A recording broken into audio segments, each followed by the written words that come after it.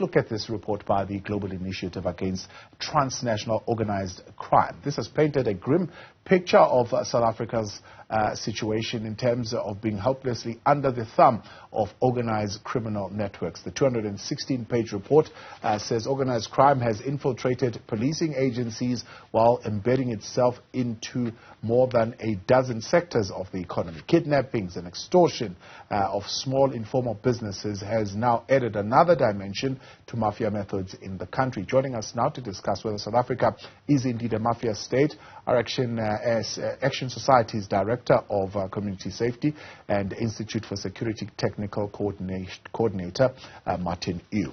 Gentlemen, good evening, and thank you very much for your time and for joining us tonight here on In Focus. Ian, let me start with you.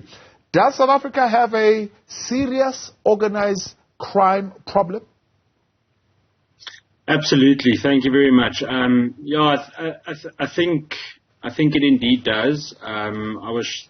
I wasn't shocked because we see the results of the report. I was rather shocked because I didn't want to acknowledge the fact that we've got such a serious organized crime problem.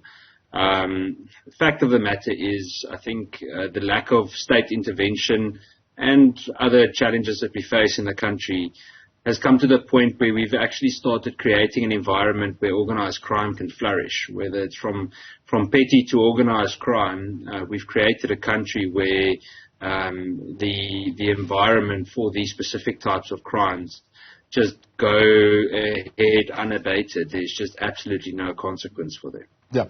What constitutes, Martin, an organized crime? I mean, many people would agree with you and say, no, we can't contend with the fact that South Africa is facing some serious organized crime, but they might get stuck in the definition of what exactly constitutes organized crime. What does it look like? Yes, good evening, Gavin, and good evening to your viewers. Yes, indeed, I'm glad to hear from Ian that he wasn't surprised by this report, and no one in the country should be surprised about the outcome of this report. To answer your question about what is organized crime, we all know this is a very troubled word, that there is no universal definition of it. But just for our understanding in going forward, organized crime, as we know it, based on the UN definition of what is an organized crime group, organized crime, therefore, would be any crime committed by more than three people, three or more people. And the crime is committed for a purpose of benefiting or obtaining financial or resource benefit. So any group of three or more people who commit or perpetually commit a series of crimes that violate the Constitution and for the purpose of obtaining financial or resource benefit, that crime will be considered as organized crime. Yeah. That would be the simplest definition to give you in order for us to have a basis in moving forward. So explain to us how for example, the drug trade in South Africa has evolved over the years to a point where South Africa now has become a major destination market for illicit drugs.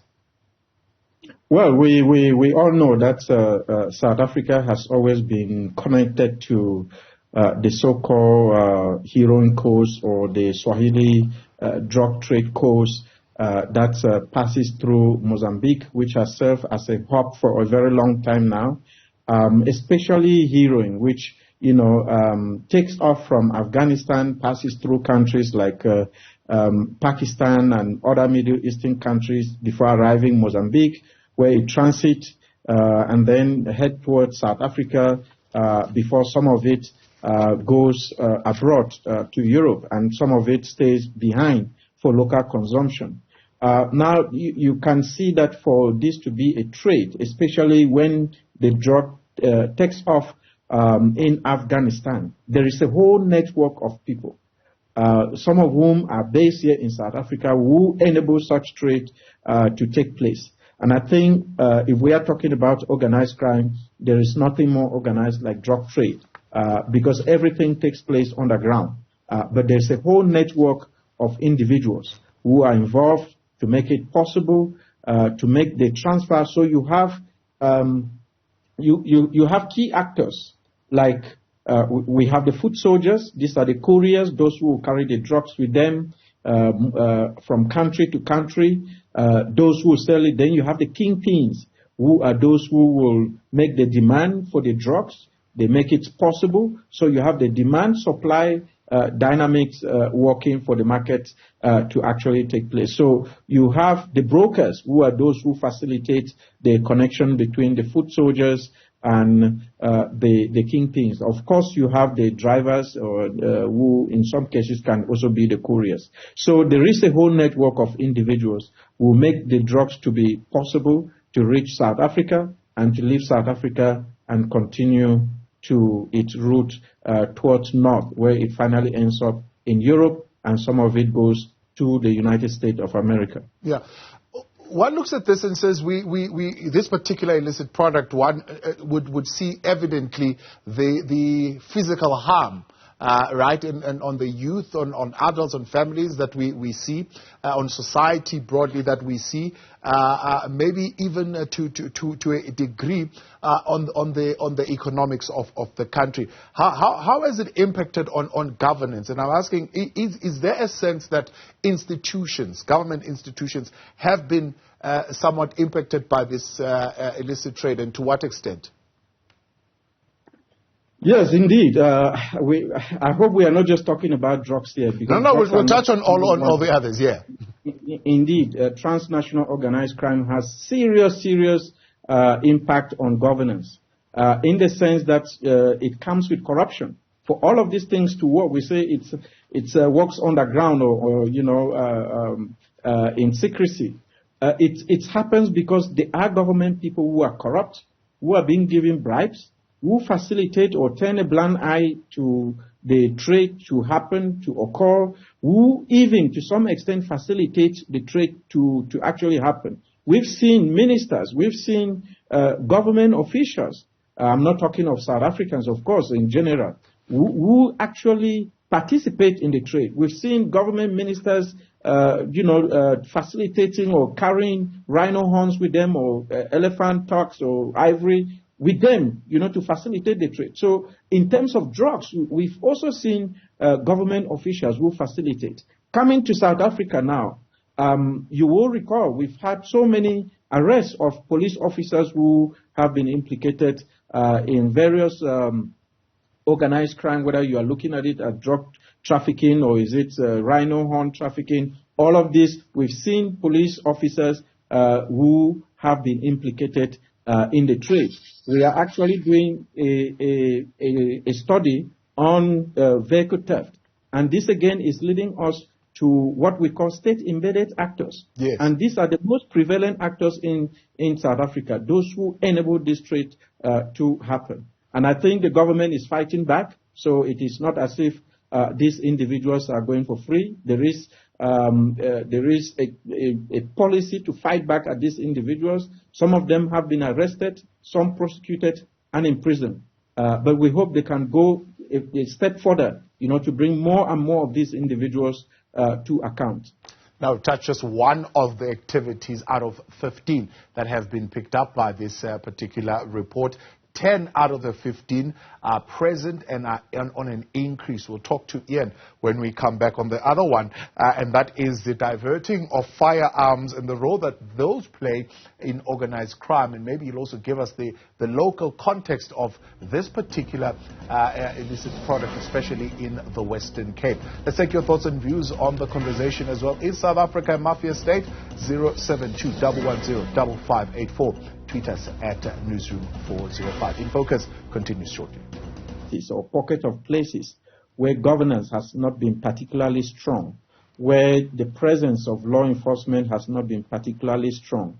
And we've seen in those places where law enforcement has not been strong, where governance has not been strong, that organized crime has taken advantage. Organized crime groups, including gangs, have exploited these places and act. I will quote the Cape Flat again as an example, because it's one spot where we all know that it has been riddled with gang violence and so on. if you look at the dynamics of the Cape flood, you will see that in some places where the state has actually abandoned to these groups, the groups act as a state. So they fill the gaps where the state was supposed to act. We even saw during COVID how some of these groups were distributing, COVID, what they consider to be COVID treatment to individuals. Some were distributing food, some were distributing all sort of medicine and what they think that the community need. So you can see that organized crime groups tend to, in most respect, especially in areas where the state has not been present, they want to act to fulfill that role. And that's how they map out their territory. They act as the default governance or municipality in most of those areas, which is, when you see such a situation, you know that the level of organized crime has really gone deep in such a way that it is difficult. I'm glad, I think a couple of years back, there was the deployment of special forces to deal with gangs. I think what we need to do now is to evaluate that program to see where we are with it. Has the program brought a significant difference on the ground? Because that's what we were advocating, and I think President Ramaphosa responded to that by deploying special police to deal with gun violence. And I think it is time for us to evaluate that program to see how far we have gone and what contribution, or where are which rooms do we have for improvement. And I think we need to look into that. But we've seen that there have been some marked progress. We've not seen the kind of violence that we need to see.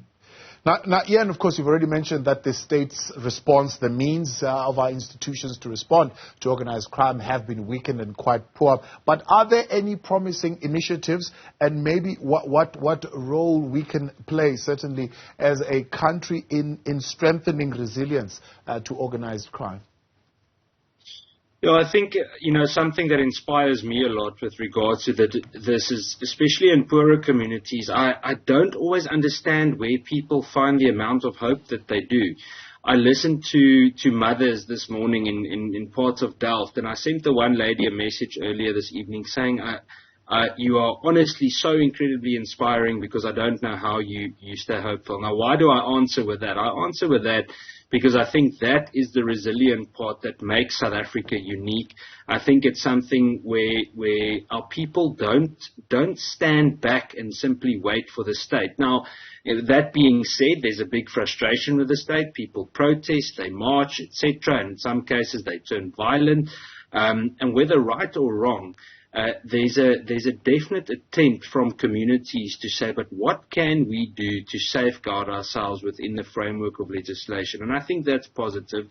And I think it's also positive that South African legislation allows for communities to organize and mobilize themselves to a certain extent. Regarding initiatives by the state, I think it's positive in the last few weeks or months that we've seen high-ranking officials, whether from the South African Police Service or elsewhere, being arrested and charged, appearing in court, etc. I think that's positive. Furthermore, I would need a little bit more time, because the track record in the last 5 to 10 years wasn't great, especially when it comes to something like organized crime. I stood outside Belleville Court the other day, and a senior gang member from a gang in Delft came walking out of court, and he put up his hands in the air and pretended that he was holding 2 firearms, and he shouted that it's not his fault, it's not his fault. And he started laughing, and he got into a car with his girlfriend, and he left. And that picture stuck to my mind, and I just thought to myself, the arrogance to do that in front of a court of law, in front of authorities, tells you that the state certainly doesn't have the control that I believe they should have. Gentlemen, I appreciate your time. Thanks so much for coming on tonight and helping us in this conversation here on In Focus. A quick look at responses tonight on WhatsApp, 07211055884 to the conversation tonight. This one from KP Marobela saying, good evening, Tabo. Actually, the ANC is a party that breeds mafias. I'm asking the question, is South Africa a mafia state? Anonymous saying, it is my belief that the justice system in South Africa is so skewed that it makes criminal prosecutions very difficult. And yes, South Africa has proven in more ways than one. It houses international criminal cartels, and that they even get protection from our security cluster. Your thoughts tonight on that conversation.